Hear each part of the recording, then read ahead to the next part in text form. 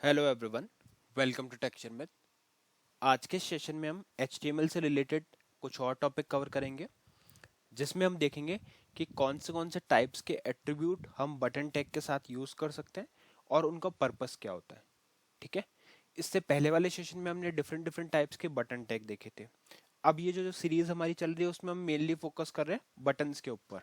ठीक है, तो बटन से रिलेटेड जो भी एट्रीब्यूट्स होंगे, सिनेरियोज होंगे, वो सब हम इस पर्टिकुलर सेशन में या इस पर्टिकुलर सीरीज में डिस्कस करने वाले हैं। ठीक है।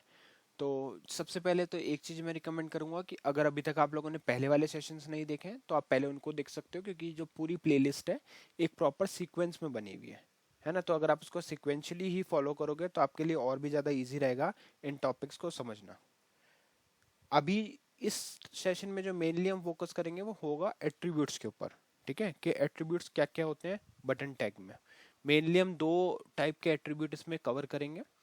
तो उसको स्टार्ट करते हैं। उसको स्टार्ट करने से पहले आप ये बेसिक सा कोड देख सकते हो। इस कोड के अंदर जस्ट हमने HTML लिखा हुआ है बेसिक, और इसके अंदर कुछ कमेंट डाला है और एक हेडिंग लिखी है HTML बाय टेक्सचर मेथड। तो अगर इसका मैं आपको आउटपुट दिखाऊं तो वेब ब्राउजर पे कुछ इस तरह से आ रहा है आउटपुट। जस्ट एक हेडिंग आ रही है HTML बाय टेक्सचर मेथड। ठीक है, ये हो गया। अब हमें क्या करना है, अब अपने को मेन टॉपिक आज का पढ़ना है जो है एट्रीब्यूट्स ऑफ बटन टैग। तो उसके लिए पहले यहाँ पे हेडिंग डाल देते हैं। यहाँ पे हेडिंग डालेंगे H2 और इधर लिख देते हैं एट्रीब्यूट्स ऑफ बटन इन HTML। ठीक है, ये लिख देते हैं HTML attributes of buttons in button tag in HTML forms.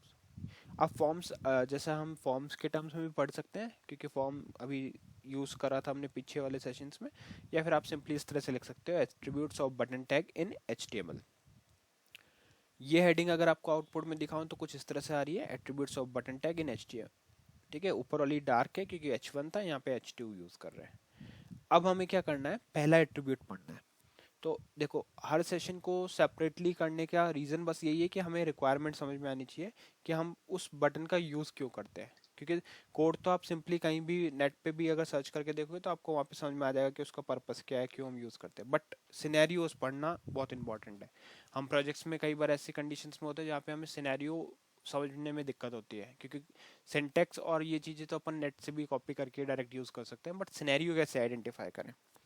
तो इसलिए हम पहले रिक्वायरमेंट एनालिसिस करेंगे कि रिक्वायरमेंट क्या है हमारी, और फिर उसका सॉल्यूशन लिखेंगे उस एट्रीब्यूट के साथ में जिसके थ्रू हम हमारा टास्क कंप्लीट कर सकते हैं।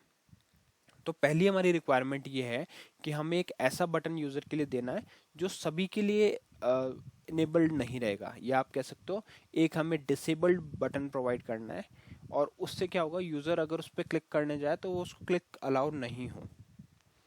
अब क्वेश्चन ये भी हो सकता है कि ऐसा फिर बटन हम बनाई क्यों ना जब यूज़र को क्लिक ही नहीं करवाना है। तो कई सिनेरियोज में हमें वेबसाइट ऐसी डिज़ाइन करनी होती है जिसमें हमारे पास डिफरेंट डिफरेंट टाइप के यूज़र्स होते हैं। ठीक है, तो हो सकता है कुछ स्पेसिफिक यूज़र आईडी के लिए हमें बटन को इनेबल करना है और कुछ के लिए डिसेबल करना है। तो जिनके लिए डिसेबल करना है वहाँ पे हम इस एट्रीब्यूट का यूज़ करेंगे। कैसे यूज़ होगा, स्टार्ट करते हैं। तो पहले तो एक फॉर्म बना लेते हैं, क्योंकि फॉर्म की बात चल रही है और फॉर्म के टर्म्स में ये चीज़ें पढ़ेंगे तो ज़्यादा ईजी वे में आपको समझ में आएगा। तो फॉर्म हम बनाएंगे, यहाँ पे एक्शन स्पेसिफाई कर देते हैं TSPGM10। ठीक है, इसका मीनिंग क्या होगा कि जब भी हम इस फॉर्म के बटन को क्लिक करेंगे तो अपना डेटा ये जो है वो मूव कर देगा एक्शन टैब पे, मतलब एक्शन में जो पेज लिखा वहाँ पे। अब हम क्या करेंगे, यहाँ पे एक बटन हम बनाने जा रहे हैं। तो बटन से पहले एक इनपुट फील्ड बना लेते हैं पहले। ऑल दो जरूरी भी नहीं है, बट फिर भी एक फील्ड रहेगा तो थोड़ा सा एक्सप्लेनेशन ईजी होगा आपको समझाने के लिए। तो यहाँ पे इनपुट फील्ड लिया हमने, टाइप इसका रखेंगे टेक्स्ट, और इसको नेम दे देते हैं यूज़र नेम। ठीक है, ये हमने यहाँ पे पुट कर दिया। अब इसे पुट करने के बाद में एक नॉर्मल बटन बनाते हैं पहले, जिससे आपको डिफरेंस क्लियर हो कि दोनों में डिफरेंस क्या है ना। तो यहाँ के नॉर्मल बटन, इसके लिए यहाँ पे लिखेंगे बटन, और इसका बटन कर देते हैं सबमिट टाइप। ठीक है, तो इसका नेम भी सब यहाँ पे हमने डाल दिया सबमिट, टेक्स्ट भी सबमिट डाल दिया, और इसमें नेम भी असाइन करेंगे या टाइप, इसका टाइप असाइन करेंगे सबमिट।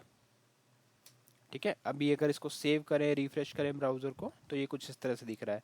अब यहाँ पे आप जैसे फॉर एग्जांपल हमने लिखा टेस्ट, और इसको अगर मैं सबमिट पे क्लिक करता हूँ तो ये क्या करता है, अपना जो डेटा है वो कैप्चर करा हुआ डेटा यहाँ पे टेस्ट लेके आ गया, ठीक है, यूजर नेम में आ गया टेस्ट, और दूसरे पेज पे नेविगेट करके आया, तो ये तो नॉर्मल चीज़ है।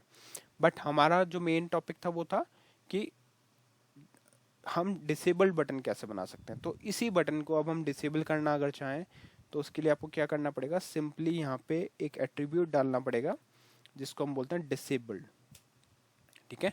डिसेबल्ड कर दिया, सेव किया, अब ब्राउजर को रिफ्रेश करो तो आप देखोगे बटन तो शो हो रहा है कि यहाँ पे एक सबमिट बटन है, बट यूजर उसको क्लिक नहीं कर पा रहा। अगर मैं इसमें डेटा डाल के फिर से क्लिक करने का ट्राई करूँ तो ये मेरे को अलाउ ही नहीं कर रहा है इस फॉर्म को सबमिट करने के लिए, ठीक है। तो इसका मीनिंग क्या हुआ कि ये जो हमारा बटन है वो डिसेबल्ड है, ठीक है। तो यहाँ पे अगर मैं इसके लिए भी हेडिंग डाल देता हूँ कि हमने क्या अभी यहाँ पे टॉपिक समझा, तो इसको यहाँ पे हम पहले एक हेडिंग देंगे, H2 ही दे देते हैं या H3 देते हैं यहाँ पे, H3, और यहाँ पे आएगा हेडिंग में डिसेबल्ड एट्रीब्यूट इन बटन टैग, ठीक है। तो बटन टैग में हमने क्या देखा, डिसेबल्ड एट्रीब्यूट, ये हो गया बटन टैग। इसको सेव करके फिर से अगर दिखाऊं तो ये कुछ इस तरह से आपको दिख रहा है, डिसेबल्ड एट्रीब्यूट इन बटन टैग। इसको यहाँ पे कैपिटल D कर देते हैं, ठीक है। तो ये हो गया डिसेबल्ड बटन। अब दोनों का डिफरेंस आपको क्लियर हो ही गया कि नॉर्मल बटन में और इसमें डिफरेंस क्या होता है। तो यहाँ पे मैं ये हेडिंग में डालता हूँ H3, और यहाँ हम डालेंगे difference between normal and disabled button.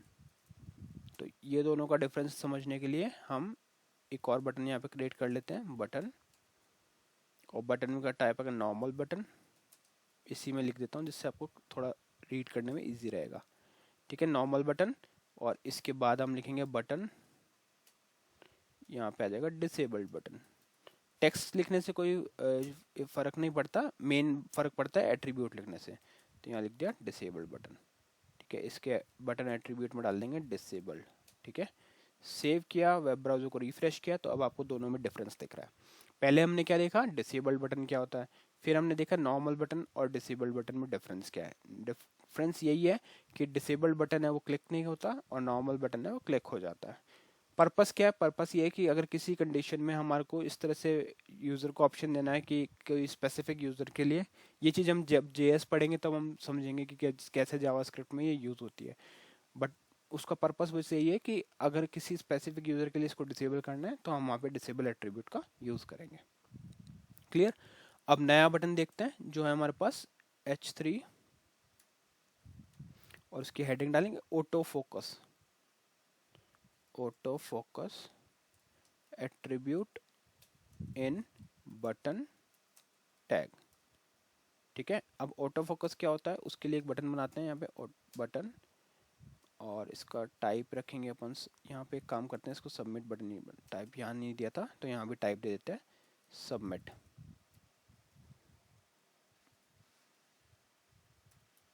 ठीक है। और इसी तरह से यहाँ भी हमें बटन का टाइप हम दे सकते हैं, वैसे ये डिसेबल्ड है तो, बट फिर भी हमें टाइप रखना चाहिए इन केस किसी के लिए अगर हम इनेबल करेंगे तो उस केस में ये टाइप्स का सबमिट रहेगा। अब हमें क्या करना है, यहाँ पे हम बना रहे हैं एक टाइप सबमिट बटन, बट ये क्या होगा, ऑटो फोकस मोड में होगा, ठीक है। तो यहाँ पे लिखेंगे ऑटो फोकस, ऑटो फोकस, ठीक है। और यहाँ पे हम लिख देते हैं auto focus button, auto focus button. इसको अगर सेव करें और रिफ्रेश करें ब्राउजर को तो ये कुछ इस तरह से होता है। अब इन तीनों बटन में आपको डिफरेंस दिख रहा है कि ये जो ऑटो फोकस बटन है ये सबसे ज़्यादा आपको हाईलाइटेड दिखेगा। मतलब जैसे ही अगर आप किसी भी HTML फॉर्म पे आपको एक बटन ऑटो फोकस में दिखाना है तो उस केस में आप क्या करोगे, यहाँ पे इस तरह से इसको यूज़ करोगे ऑटो फोकस, ठीक है।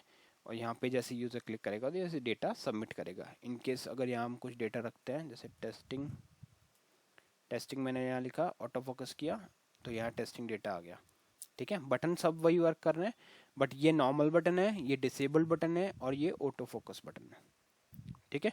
तो इस तरह से हम ऑटो फोकस बटन का यूज़ करते हैं।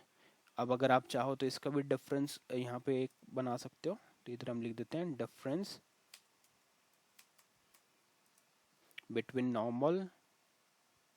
Normal button,